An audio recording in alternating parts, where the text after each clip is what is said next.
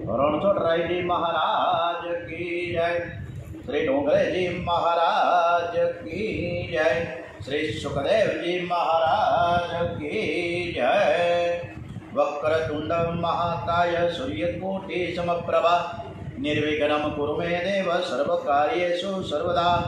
ओम मनोजवं मारुततुल्यवेगं जितेन्द्रियं बुद्धिमतां वरिष्ठं वातात्मजं वानरयुद्धमुख्यं श्रीरामदूतं शरणं प्रपद्ये। श्री हनुमानजी महाराजना चरणों में वंदन। श्री रामचंद्र भगवान की जय।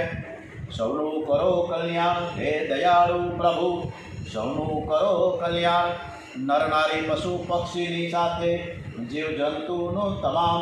ओम श्री सोमनाथ महादेव की जय, श्री भारत माता की जय। ओम वंदे वेद मातरम, श्री भागवत भगवान जी महाराज की जय। ओम नमो भगवते वासुदेवाय। श्री डोंगरेजी महाराजना चरणों में वंदन साथे आजनी श्रीमद भागवत प्रथम स्कंद में सरस मजानी आजनी कथा श्री कृष्ण परमात्मा ने समर्पित करिए। प्रभु परमात्मा अपनी कथा सरस मजानी सांभळीए छीए एवा भाव साथे आज 12मी जुलाई है, शनिवार दिवस है। अषाढ़ वद पाचम जो ख्याल नहीं भूलाई गई।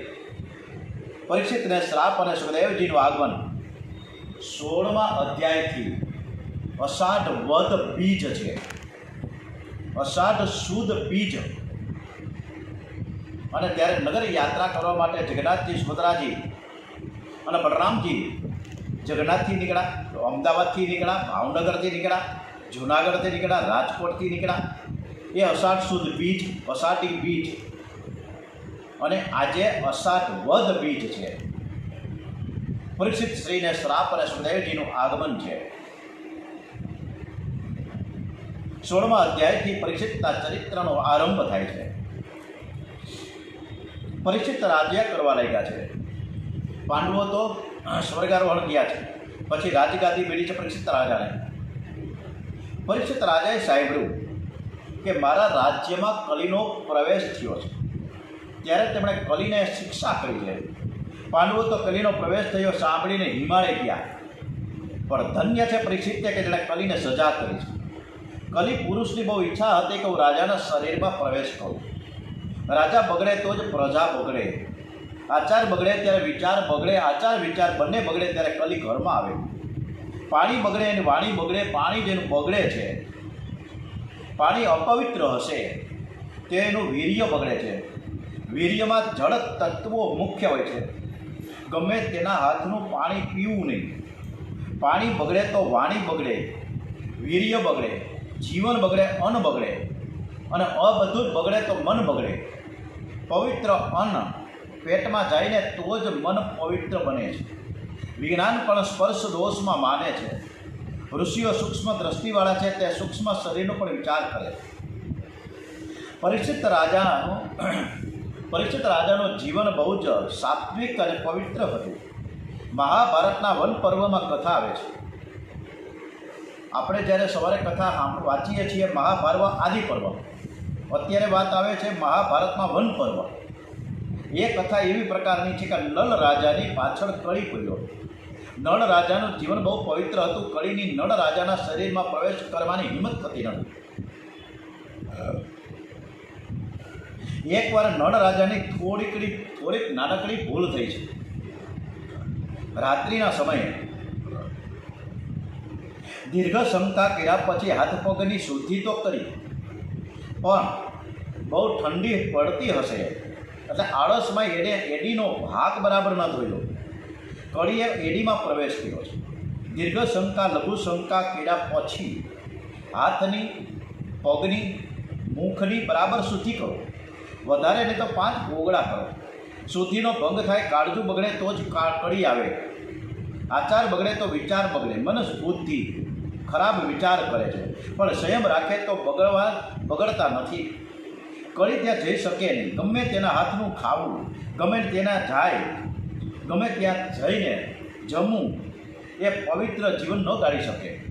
मन ने मर्यादा में राखे तो मन बगड़तुं नहीं। ધર્મની મર્યાદાનો જે ભંગ કરે છે તેનું મન પવિત્ર રહે નહીં. સનાતન ધર્મની સદાચારની મર્યાદા ક્યારેય છોડવી નહીં.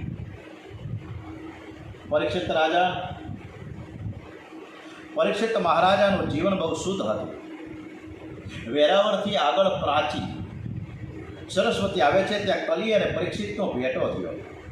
સૌરાષ્ટ્રમાં બે જગ્યા એવી છે કે જ્યાં દ્વારિકાનાથ રૂકમણીજીની સાથે બિરાજમાન છે.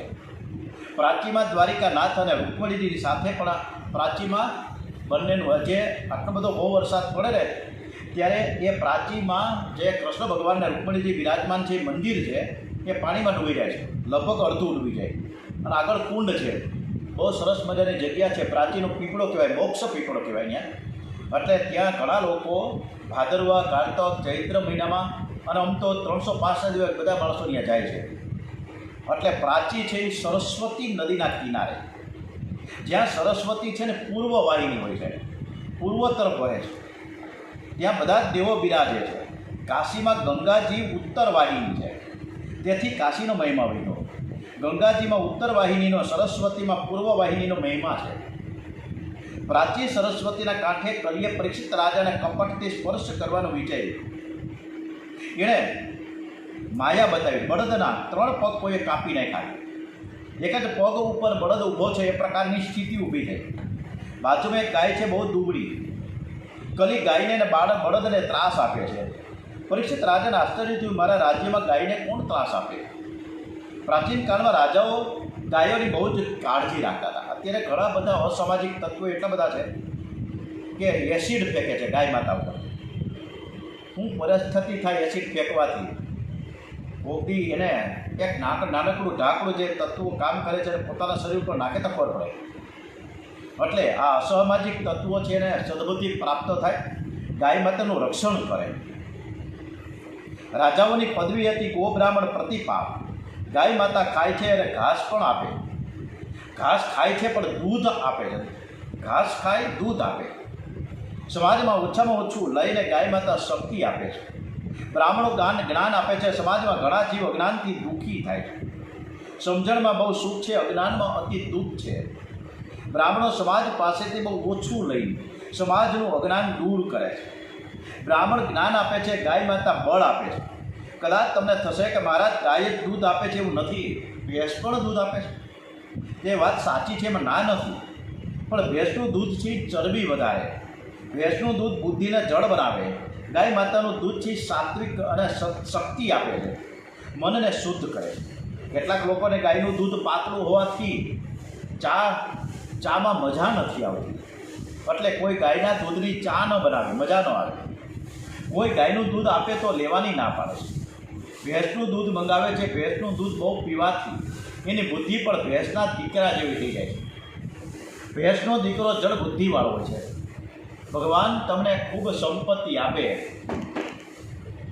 કોઈ ન જાય. ભગવાન તમને ખૂબ સંપત્તિ આપે તો ઘરમાં ગાય માતાને રાખજો. આજકાલના શ્રીમાન લોકો ગાયો રાખતા નથી. એ કૂતરાની સેવા કરવા લાગ્યા છે. ઘરમાં કૂતરો રાખે છે. કૂતરાની બહુ સેવા કરે તો સમજવું કે બીજા જન્મમાં કૂતરો બનવાની તૈયારી કરી રહ્યો છે. કૂતરો આંગળે આવે તો તેના ટુકડો નાખજો, એને મારશો નહીં. પણ સેવા તો ગાયની જ થાય. આપણા સનાતન ધર્મમાં ગાય વિના કોઈ પણ કામ થાય જ નહીં. ભારતમાં ગાય ઘણી પવિત્ર બનાય છે. તમે કોઈ પણ સત્કર્મ કરો ત્યારે દેહ શુદ્ધિ કરવી જ પડશે. ગૌમૂત્રમાં ગંગાજી બિરાજેલા છે. ગૌમૂત્ર દેહની શુદ્ધિ કરે છે. ગાયનું છાણ ભૂમિની શુદ્ધિ કરે છે. આપણા શાસ્ત્રોમાં એવું લખ્યું છે કે જ્યાં ગાયના છાણનું નિપણ નથી તે ઘર અશુદ્ધ છે, અપવિત્ર છે. ગાય માતાને એક એક અંગમાં દેવોનો નિવાસ હોય છે. જે ગાય માતાને રાજી કરે છે તે બધા દેવોને રાજી કરે છે. પરીક્ષિત રાજા વિચાર કરે છે, મારા રાજ્યમાં ગાયને કોણ ત્રાસ આપે છે? આ બળદના 3 પગ કોઈ કાપ્યા છે. ભગવાન શંકર નંદિકેશ્વર ઉપર બિરાજે છે. નંદિકેશ્વર ધર્મરાજ છે, એની નજર શિવજીમાં છે. શિવજીની માથે ગંગાજી છે. શિવજી જ્ઞાન સ્વરૂપ છે, તે ધર્મના આધારે છે. એની બુદ્ધિમાં જ્ઞાન અને સ્ફુરણ પામે છે. ધર્મનું સ્વરૂપ અધ્યાયમાં સમજાવ્યું છે, સત્ય, તપ, પવિત્રતા અને દયા. આ ચાર તત્વોનો સરવાળો એ જ ધર્મ છે. ધર્મનું પહેલું અંગ છે સત્ય, બીજું અંગ છે પવિત્રતા, ત્રીજું અંગ છે તપ અને ચોથું અંગ છે દયા. જીવનમાં સુખ દુઃખનો માન અપમાનનો ગમે તેવો પ્રસંગ આવે તો પણ ધર્મ છોડશો નહીં. ધર્મ પતનથી બચાવે છે, ધર્મ મર્યા પછી સાથે આવે છે.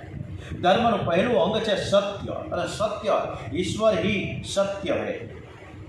સત્ય દ્વારા નર નારાયણ બને છે. ધર્મનું બીજું અંગ છે તપ.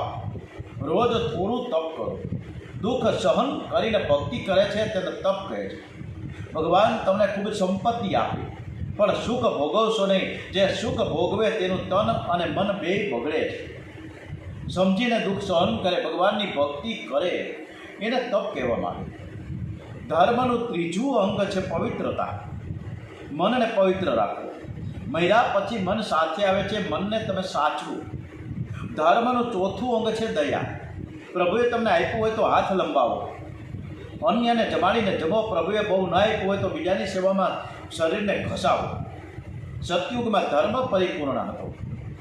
ત્રેતાયુગમાં ધર્મનો એક પગ કપાઈ ગયો. ધર્મ 3 પગ ઉપર રહ્યો છે. દ્વાપર યુગમાં ધર્મનો બીજો અને કળિયુગમાં ત્રીજો પગ કાપ્યો. કળિયુગમાં હવે સત્યના દર્શન થતા નથી, તપ રહ્યું નથી, પવિત્રતા રહી નથી. કંઈક દાન અને દયા ઉપર ધર્મ ટકી રહ્યો છે. એક પગ ઉપર ધર્મ ઊભો છે. તપ શૌચ દયા સત્ય 4 જ ચરણો કહે. ભાંગ્યા 3 અધર્માંશે ગર્વ આસક્તિ ને બધે. પરિસ્થિતિને આશ્ચર્ય થયું છે. એણે ધર્મરૂપી બળદને પૂછ્યું, તારા 3 પગ કોણે કાપ્યા? હું એને સજા કરીશ. ત્યારે બળદે વિવેકથી કહ્યું કે રાજન, કોણ દુઃખ આપે છે તેનો નિર્ણય હજુ બરાબર નથી થયો. કેટલાક એવું માને છે કે કાળ સુખ અને દુઃખ આપે છે. 12 વર્ષ પછી જીવનમાં કઈ પરિવર્તન આવે છે. કાળ કોઈને એક ઠેકાણે એક સ્વરૂપમાં એક સ્થિતિમાં રહેવા દેતો નથી. કાળે કરીને સુખી ને દુઃખી થવાય છે. દુઃખી છે એ સુખી થાય. કેટલાકની એવી માન્યતા છે કે કાળથી નહીં પણ કર્મથી જીવ છે ને એ દુઃખી થાય, દુઃખી સુખી થાય. કેટલાકની એવી માન્યતા છે કે કાળથી નહીં પણ કર્મથી જીવ સુખી અને દુઃખી થાય. કેટલાક એવું માને છે કે કોઈ કાળ નથી, કર્મ નથી, પણ સુખ દુઃખનું કારણ છે ને એ આપણો સ્વભાવ છે. સ્વભાવ જેનો બરફ જેવો ઠંડો છે તે જ્યાં જાય તેને ઠંડક મળે. જેનો સ્વભાવ બહુ કડક છે તેના ઘરમાં ભલે ચારે બાજુ પંખા ફરતા હોય પરંતુ હૈયામાં હોળી સળગેલી હોય એને જરાય સુખ નથી. જેની અંદર શાંતિ હોય છે, જેનો સ્વભાવ સરળ હોય છે, એને જ્યાં જાઓ ત્યાં શાંતિ મળે છે. કેટલાક તો એવા હોય છે કે એમની ઈચ્છા પ્રમાણે ઘરમાં રસોઈ ન થાય તો હૈયું પાડે છે. અરે મીઠું ઓછું પડ્યું છે, દાળ ઠંડી પડી ગઈ, અરે દાળ ઠંડી છે તો તમે પણ ઠંડા થઈ જાઓ. રોજ ગરમ ગરમ ખાય છે, એક દિવસ ઠંડુ ખાઈ જાઓ. જેનો સ્વભાવ અશાંત છે, કડક છે, તેને જ્યાં જાઓ ત્યાં અશાંતિ થાય છે. કાળ, કર્મ, સ્વભાવ અને સુખ દુઃખના કાળ છે, કર્મ છે અને સ્વભાવ, આ બધા જ સુખ દુઃખના કારણો છે. લોકો એવું માને છે કોણ સુખ આપે છે, કોણ દુઃખ આપે છે એનો નિર્ણય હજી બરાબર નથી થયો. તમે જેનો વિચાર કરો, પાપીની સન્મુખ આંગળી ચીંધો તો પાપ લાગે છે, પાપીનું સ્મરણ કરો તો પાપ મનમાં આવે છે. ધર્મરૂપી બળદ બોલવામાં બહુ જ ચતુર છે. પરીક્ષિત રાજાને બધી વાત કરે છે. પરિસ્થિતિને આશ્ચર્ય થયું, આ કેવું બોલે છે? આ કોઈ જ્ઞાની હોય એવું લાગે છે.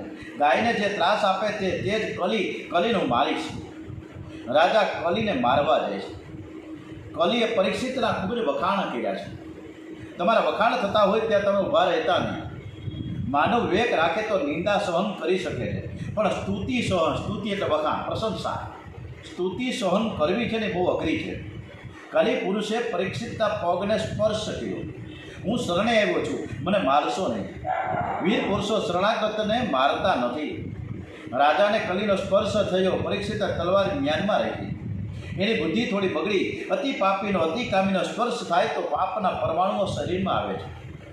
ગમે તેને અડકવું નહીં, કોઈનું અપમાન ન થાય એ ખાસ જોવો. બધાને વંદન કરો, માન આપો, પણ વિના કારણે કોઈને સ્પર્શ ન કરવો. સ્પર્શથી જ અનેક દોષોનું ઉદ્ભવે છે. કૈકેયીને રામજીમાં બહુ પ્રીતિ હતી. મંથરાનો સ્પર્શ થયા પછી કૈકેયીની બુદ્ધિ બગડી. પરીક્ષિત રાજાએ કલીને મારવા માટે તલવાર હાથમાં લીધી છે, પણ કલીનો સ્પર્શ થયો કે રાજા વિચાર કરવા લાગ્યા છે કે હવે હું કલીને નહીં મારું. પાપીને મારવો તે રાજાનો ધર્મ છે. પાપીને સજા કરવી જ જોઈએ.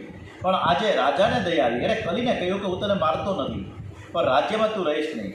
કલીએ કહે તો હું ક્યાં જાઉં? જ્યાં જાઉં છું ત્યાં તમારું બધું રાજ્ય છે, તો હું તમારા શરણે આવ્યો છું. મને તમારા રાજ્યમાં રહેવાની કંઈક જગ્યા બતાવો. પરીક્ષિતે કલીને રાજ્યમાં રહેવાની જગ્યા બતાવી. કલીએ પ્રાર્થના આમ બધાવ્યા સ્થાનકો રૂપે ધ્રુતધારી મધ્ય હિંસા, જ્યાં અધર્મ સદા વસે. જે ઘરમાં જુગારમાં પૈસો આવે તે તું ઘરમાં રહેજે. જુગારમાં કલીનો નિવાસ છે. સટ્ટો જીવનને બટ્ટો લગાડે છે. કેટલાક તો સાધુઓને પૂછવા જાય કે મહારાજ તમે કોઈ આંકડો બતાવો ને. પેલા વરલી મટકાના આંકડા થતા અને પછી આપણે કોઈ સાધુ મહારાજને ત્યાં જાય સેવા કરીએ, પછી એકડો ને બગડો ને પૂંજડ આઠડો એવું કહે. એટલે એમ કરીને વરલી મટકાના આંકડા માટે જે તે સમયે બધું એવું થતું. અને જે ઘરમાં બુદ્ધિપૂર્વકની જીવની હિંસા થાય એ ઘરમાં કલી આવે છે. અજાણતા જીવની હિંસા થાય તો ભગવાન થોડીક ક્ષમા આપે. મચ્છરને માંકડાને પણ બુદ્ધિપૂર્વક મારે તેના ઘરમાં કલી આવે છે. કોઈ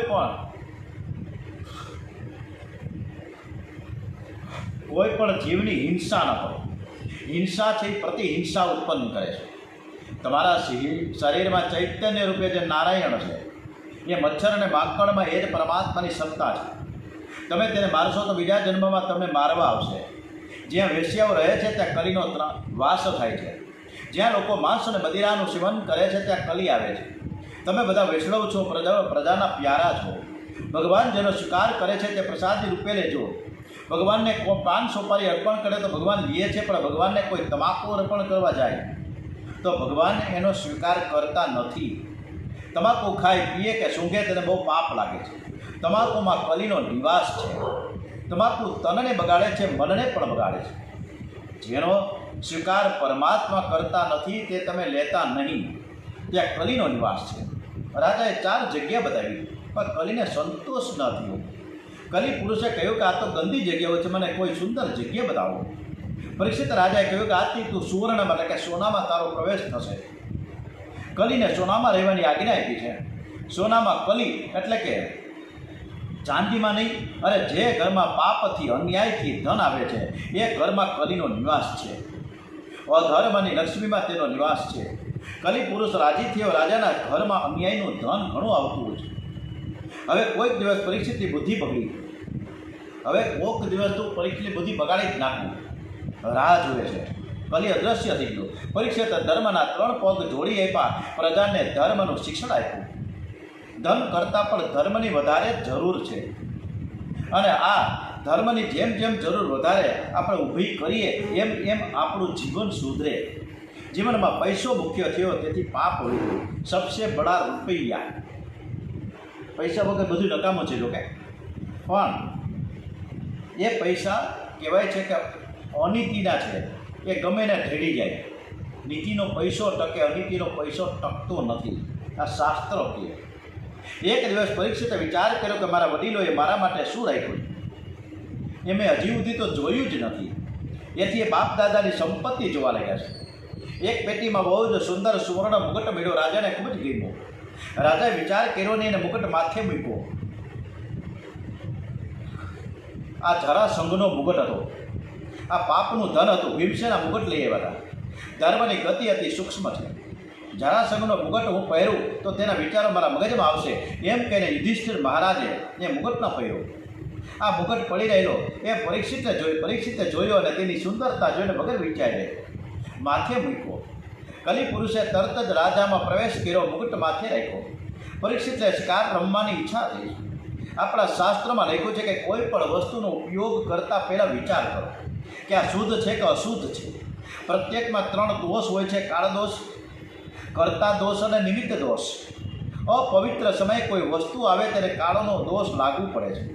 શાસ્ત્રમાં તો ત્યાં સુધી વર્ણન કરવામાં આવ્યું છે કે કોઈની પથારીમાં સૂવું નહીં. બીજાની પથારીમાં સૂવાનો પ્રસંગ આવે તો તમારું પવિત્ર વસ્ત્ર એ પથારીમાં પાથરીને તે બેસી અને પ્રભુના નામનો જપ કરો, માળા કરો. એ પથારીને પવિત્ર કરીને પરમાત્માની સાથે સૂઈ જાઓ, ભાવના કરો. પથારીમાં કોઈ પાપ કર્યું હશે તો પાપના પરમાણુઓ તમારામાં આવશે. અને એ સમયે કદાચ મન બગડે, પણ પછી મન બગડે છે. એ સમયે કદાચ મન ન બગડે, પરંતુ ધીમે ધીમે ધીમે પાછળથી તો મન બગડે જ છે. આથી તેની શુદ્ધિ કરી પછી જ તેનો ઉપયોગ કરવો. કોદી ભૂપ ધનુર્ધારી શિકારે વિતરિયા મને, દોડતા મૃગને પૂંઠે થાયકા ભૂખ્યા તૃષિત એ. પરીક્ષિત રાજાએ વનમાં જઈને શિકાર કર્યો છે, પશુ પક્ષીઓની હિંસા કરી, કલીનો પગ મજબૂત થયો છે. મધ્યાહન કાળમાં રાજાને ભૂખ બહુ લાગી, તરસોય પણ લાગી હતી. મધ્યાહન કાળ અને મધ્યરાત્રિથી સાવધાન રહેજો. મધ્યાહન કાળ એટલે યૌવનકાળ. રાજા ફરતા ફરતા શ્રમિક ઋષિના આશ્રમમાં આવ્યા છે. શ્રમિક ઋષિ આદિનારાયણનું ધ્યાન કરતા હતા. ધ્યાનમાં તન્મયતા થઈ, સમાધિ લાગી હતી. રાજાએ કોઈ હસ્તિનાપુરનો રાજા છું, ભૂખ લાગી છે, તરસ લાગી છે. શ્રમિક ઋષિએ સાંભળ્યું નહીં, કારણ કે ધ્યાનસ્થ હતા. આજે રાજાના મસ્તકમાં બુદ્ધિમાં કલીનો પ્રવેશ થયો હતો. માથે જરાસંઘનું મુકટ હતું. પાપનું ધન કમાનારની બુદ્ધિ બગડે છે. ઘરમાં બાળકોની પણ બુદ્ધિ બગાડે છે. પૈસો ઝેર છે, પૈસો મારે છે ને પૈસો પતન કરે છે. પૈસો અમૃત પણ છે ને પૈસો પરમાત્માના ચરણમાં પણ લઈ જાય છે. પૈસો કલ્યાણકારી છે. પૈસો કઈ રીતે આવ્યો છે અને કેવી રીતે એનો ઉપયોગ થાય છે એના ઉપર બધો જ આધાર છે. જરાસંઘનું અન્યાયનું ધન હતું, એ ધન પાંડવોના ઘરમાં આવ્યું હતું અને તેથી આજે પરીક્ષિતની બુદ્ધિ બગડી. એને થયું કે આ બ્રાહ્મણે પરમાત્માનું ધ્યાન છોડીને મારું સ્વાગત કરવું જોઈએ. આ બ્રાહ્મણ ઢોંગ કરે છે. રાજાની શ્રમિક ઋષિની પરીક્ષા કરવાની ઈચ્છા થઈ. એક સર્પ જતો હતો, તેને રાજાએ બાણથી માર્યો. એ મરેલા સર્પને ધનુષ્યથી ઉઠાવ્યો અને શ્રમિક ઋષિના ગળામાં નાખ્યો. બ્રાહ્મણના ગળામાં પુષ્પની માળા પહેરાવતા હતા. આજે બુદ્ધિ બગડી, એ મરેલો સાપ પહેરાવી દીધો. રોજ બ્રાહ્મણની પૂજા કરનાર રાજા આજે બ્રાહ્મણનું અપમાન કરે છે. બુદ્ધિ બગડે તો સમજવું હવે કોઈ વિપત્તિ આવવાની છે. કોઈને છેતરવાની, કોઈની સાથે કપટ કરવાની ઈચ્છા થાય તો સમજવું હવે મારા માટે સમય સારો નથી. જે બીજાને છેતરે છે તે પરમાત્માને છેતરે છે એ માનવું. જે બીજા સાથે કપટ કરે છે તે પરમાત્માની સાથે કપટ કરે છે માનવું. શ્રમિક ઋષિના ગળામાં મરી ગયેલો સર્પ છે તે સૂચવે છે કે શ્રમિક ઋષિએ કાળ ઉપર વિજય મેળવ્યો છે. કાળના કાળ પરમાત્મા નારાયણ છે. પરમાત્માનું ધ્યાન કરતા જે દેહ ભાન રહેતું નથી, જે સમાધિમાં સ્થિર છે, એ કાળ ઉપર પણ વિજય મેળવ્યો છે. મરી ગયેલો સાપ શ્રમિક ઋષિના ગળામાં આવ્યો, પણ જીવતો સાપ પરીક્ષિતના ગળામાં જશે. રાજાને ખાતરી થઈ ગઈ કે ઋષિને સમાધિ સાચી હતી. કોઈ સાધુ સંતની પરીક્ષા કરવી નહીં. સંતમાં શ્રદ્ધા ન થાય તો તેને દૂરથી વંદન કરો, જય શ્રી કૃષ્ણ કરો. હાથમાં થોડોય અગ્નિ હશે ને તો હાથને બાળશે. પરીક્ષિત પરીક્ષા કરવા ગયા પછી રાજાએ મન વાળ્યું કે હું તો રાજા છું, ગમે તે કરી શકું. બ્રાહ્મણનું અપમાન કરી રાજા ઘેર ગયા. શ્રમિક ઋષિના પુત્ર શૃંગીને ખબર પડી, દુઃખ થયું છે. બ્રાહ્મણનું અપમાન કરી રાજા ઘેર ગયા. મારા પિતાજીનું અપમાન કોણે કર્યું છે? જેણે કર્યું છે સારું નથી કર્યું. જે રાજાએ મારા પિતાના ગળામાં મરી ગયેલો સાપ નાખ્યો છે.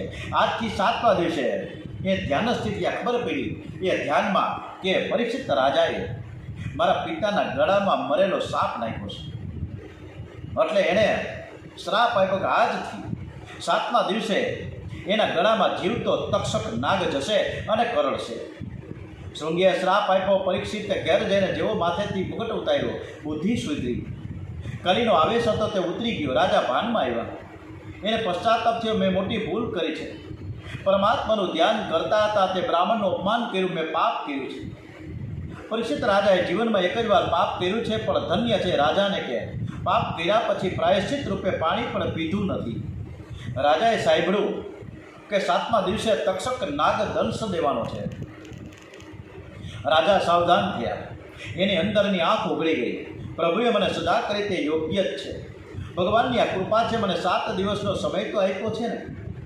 ઋષિકુમારે મને 7 દિવસ ભક્તિ કરવાની તક આપી. આ તો વરદાન આપ્યું કહેવાય. મને એવો શ્રાપ આપ્યો નથી આજે જ મારું મરણ થાય એવો તો મને શ્રાપ નથી આપ્યો ને, પણ 7 દિવસની મોહલત તો આપી છે ને. રાજાએ સંતોષ માન્યો. જે દિવસે પાપ થાય એ દિવસે ઉપવાસ કરજો.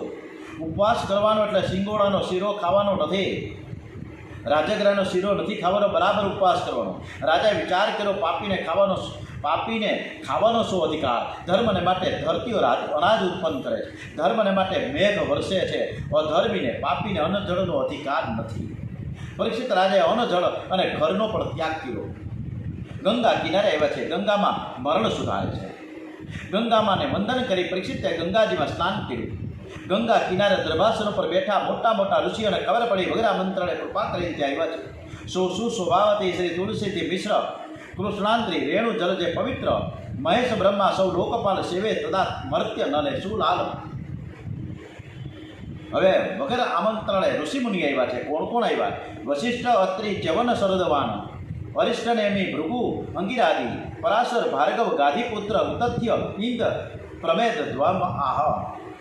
આ પરીક્ષિત રાજા હસ્તિનાપુરથી નીકળે ધીમે ધીમે ધીમે ધીમે કરતા કરતા મુઝફ્ફરનગરથી હરિદ્વાર અને દિલ્હી વચ્ચે મુઝફ્ફરનગર આવે છે.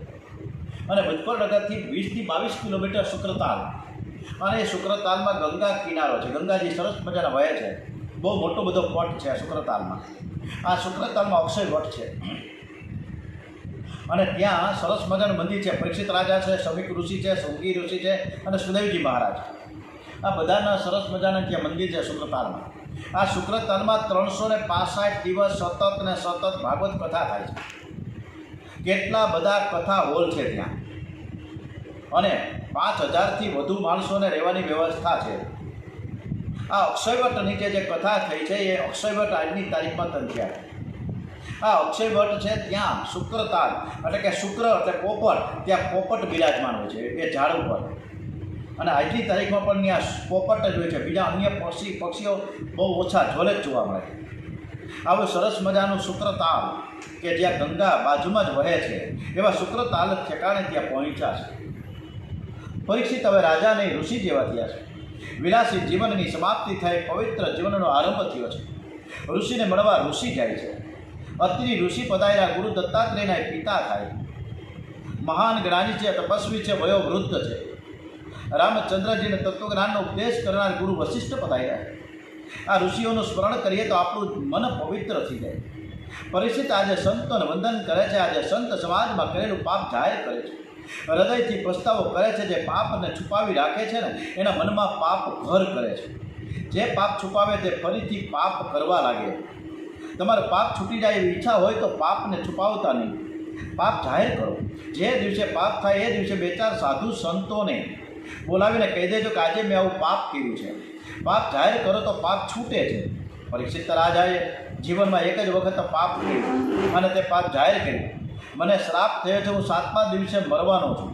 મેં જીવનમાં મરવાની કોઈ તૈયારી કરી નથી, તેથી આજે મને ગભરામણ થાય છે.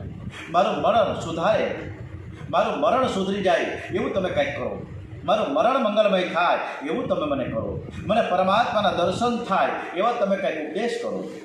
અહીં સુવર્ણ સિંહાસન રાખ્યું છે, તેના પર બેસીને તમે ઉપદેશ કરો. હું નીચે બેસું અને તમે મને ઉપદેશ આપો. મોટા મોટા ઋષિઓ પધાર્યા છે, પણ કોઈને બોલવાની હિંમત થતી નથી. 7 દિવસમાં મુક્તિ કેવી રીતે અમે તમને કરાવી શકીએ? પરીક્ષિત ગભરાયા છે. મને યમદૂતો મારતા મારતા લઈ જશે.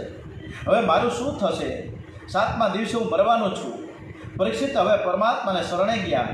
જે પ્રભુએ મારો જન્મ સુધાર્યો તે પ્રભુ હવે મારું મરણ સુધારે. ભીતિ વિના પ્રીતિ થતી નથી. કાળની બીક રાખજો. કાળના કાળ પરમાત્માની સાથે પ્રેમ કરજો. પરીક્ષિતે પ્રભુને કહ્યું કે તમારા લાડીલા પાંડવોના વંશનો હું છું.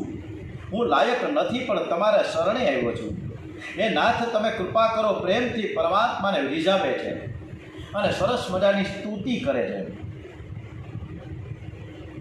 ઓમ શાંતાકારમ ભુજગશયનમ પદ્મનાભમ સુરેશમ વિશ્વાધારમ ગગનસદૃશમ મેઘવર્ણમ શુભાંગમ લક્ષ્મીકાન્તમ કમલનયનમ યોગિમેધ્યાનગમ્યમ વંદે વિષ્ણુ ભવભયહરમ સર્વલોકૈકનાથમ. હરે કૃષ્ણ કૃષ્ણ કૃષ્ણ હરે હરે, હરે રામ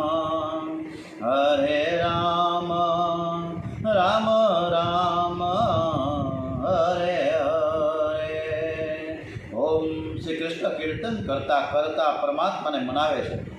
પરીક્ષિતનો આર્તનાદ પ્રભુના કાને જાય છે. પરમાત્માના દયાવી સુખદેવજી ગંગા કિનારે ફરતા હતા. પ્રભુએ સુખદેવજી મહારાજને પ્રેરણા કહી છે કે આ ચેલો બહુ લાયક છે, તમે એ ચેલાને ભાગવત શ્રીમદ ભાગવતનું ગાન કરો, પાઠ કરો. આપ ત્યાં પધારો. પધારતા ત્યાં મુનિ વ્યાસ પુત્ર સ્વચ્છંદ ભૂમે મહી અત્ર તત્ર અલક્ષ્ય ચિહ્ને નિજ લાભ તુષ્ટ શિશુ સ્ત્રી ઘેરિયા અવધૂત વેશ. ચારે બાજુ પ્રકાશ પીડ્યો છે. ઋષિઓને આશ્ચર્ય થયું કે સૂર્યનારાયણ તો ઉપરથી નથી, નીચે તો નથી ઉતર્યા ને. નાના આ તો કોઈ મહાન પરમહંસ પધાર્યા છે. કેળે કંદોરો નથી તો લંગોટી તો ક્યાંથી હોય? નગ્ન છે, દિગંબર, વાસનાનું આવરણ પડી ગયું છે.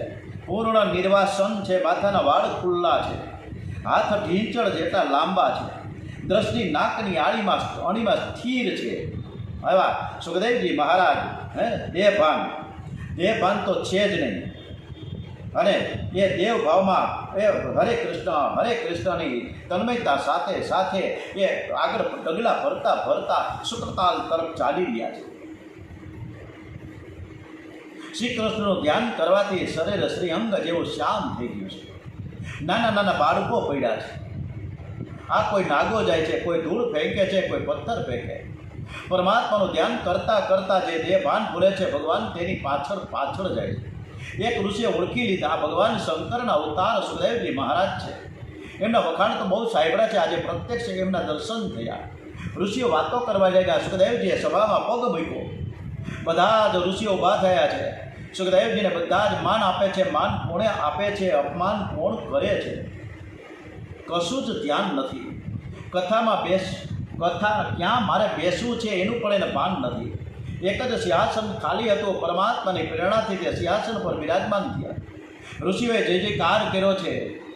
બોલીએ શ્રી સુખદેવજી મહારાજ કે જય. ઓમ શ્રી વ્યાસનંદન મહારાજ કે જય. ઓમ શ્રી સુખદેવજી મહારાજ કી જય. સુખદેવજી મહારાજના દર્શન થયા. રાજાને ખૂબ જ આનંદ થયો. રાજાએ સુખદેવજીની પૂજા કરી. સુખદેવજી સન્મુખ પાપ જાહેર કર્યું અને કહ્યું કે હું શરણમાં આવ્યો છું આપના. પ્રસન્ન થયેલા સુખદેવજીએ રાજાના માથે વરદ હસ્ત પધાર્યો. ત્યારે રાજાને તેજોમય ચતુર્ભુજ શ્રી કૃષ્ણના દર્શન થયા. બ્રહ્મનિષ્ઠ સંત પુરુષ જેને સ્પર્શ કરે એને સાક્ષાત્કાર થાય છે. મંત્ર દીક્ષા કરતાં સ્પર્શ દીક્ષા મહાન છે, શ્રેષ્ઠ છે. સુખદેવજી કેવું છે પરીક્ષિત રાજાને કે રાજન શું કરમાં તું ગભરાશ? 7 દિવસ હજુ હાથમાં છે. હું તારું લેવા કહીને આવ્યો જ નથી. અહીં ભગવાનનું તને ભાન કરાવવા આવ્યો છું. જેને આત્મા સ્વરૂપમાં પરમાત્માનો અનુભવ થાય છે તે નિરપેક્ષ થઈ જાય છે.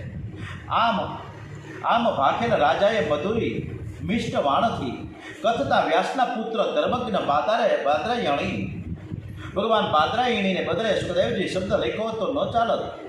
ભાગવતમાં એક પણ શબ્દ વ્યર્થ લખવામાં નથી આવ્યો. સુખદેવજીનો પરિપૂર્ણ વૈરાગ્ય બતાવવા માટે આ શબ્દ વાપર્યો છે. બાદરમ અયનમ યસ્ય સહ બાદરાયણ. વ્યાસ મહર્ષિ બોર ખાઈને જીવન નિર્વાહ કરે છે, તેથી તેને બાદરાયણ કહે છે. સંત મહારાજ છે ત્યાં નવસારીમાં નડિયાદમાં સંત મહારાજ સરસ મજાનું મંદિર છે. અને ત્યાં બોરની માનતા થાય છે. એટલે જ્યારે જવાનું થાય ત્યારે 2 દિવસ રોકા જાવ. અનેક સત પ્રવૃત્તિઓ, અનેક પ્રકારની સત્પ્રવૃત્તિઓ છે ત્યાં.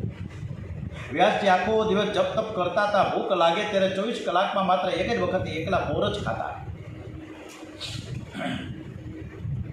અને બોર ઉપર જ રહેતા. તેથી તેનું નામ પડ્યું છે બાદરાયણ.